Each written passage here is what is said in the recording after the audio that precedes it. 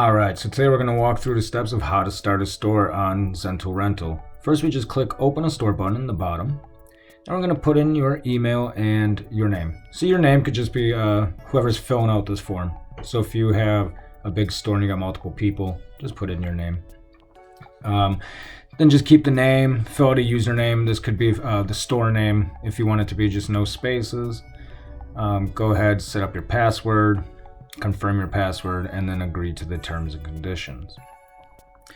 Now, once we've done both these steps, we're going to be taken to the next step, which is going to require a little bit more information. So we want to know who the contact person is, like who's the main point of contact.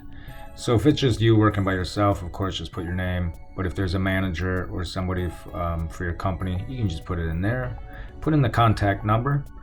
An admin is going to call the number and ask for that contact person to verify that this person is real and the phone number is correct. That way we can limit the amount of scammers on Zental Rental platform.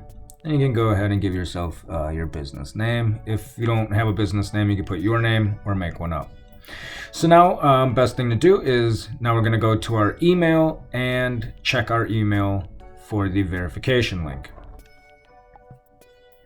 So once we go ahead and pull that up, all right, so we went to the login screen first, but now we just have to skip over to our email to go ahead and do verification. So we got our email verified. Now, there may be a delay between your verification of your email and getting approved because, again, an administrator from Zental Rental will be calling and checking up on the person to make sure that there is a real company or a real person hosting this. So once approved, you'll get an email that says your seller request has been approved, and then again, you'll get your welcome to Zental Rental email. Now with these emails, just to keep you through the process so you know what's going on. Now that we've been approved, we can go ahead and go back to zentalrental.com login. We'll put in our username or email and the password that we just created. All right, so we gone ahead and put that in. So now we're at our dashboard. Now the only thing we have to do is create a shop. So you can see here next to all these white and purple buttons is create shop. Now what this is just pretty much shop details. So we're gonna put in an identifier. So this is just a name that's gonna go to the back of the URL. So it'll be zentalrental.com / whatever you put in. So you can put in your name or your company name or make up an easy URL. So then put in your postal code. Go ahead and put in your country and your state and city. What this does is when someone's searching for items near them, it'll find your location within their radius, and then it'll go ahead and display your items to the viewer. And this is very useful for renting because obviously people are trying to rent near their home. So once we put in that information in, we can just get position if we want and then save changes.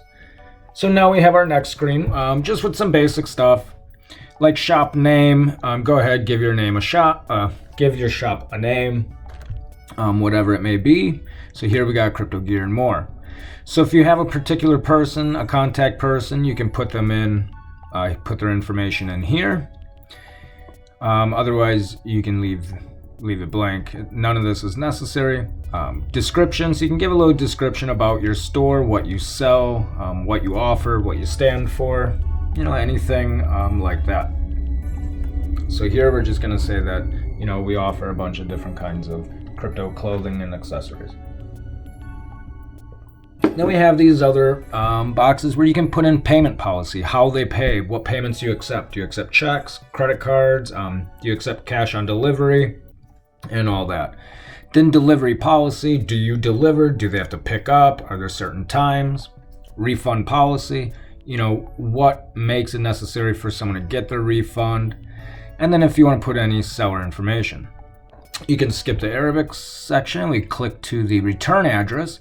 The return address is useful for if it's different than the address that they're picking up at. then you're going to definitely want to go ahead and enter in this address, so that way they're dropping it off at the correct location. So now for the return address, we're like, hey, who is it being returned to? So is there a name? You can put the name of your company or a person that deals with returns, in a department. Then just go ahead and put the address of the return, so that way you can ensure that it's always returned to the proper space. And then media link lets you put in your own custom banner and your own custom logo if you'd like, and that's on the storefront. And that's it. So now we can go back to our dashboard and our store has been created. The last thing to do here is just start adding new products. I'll go ahead and give an overview of the dashboard, but thank you for your time. Have a great day.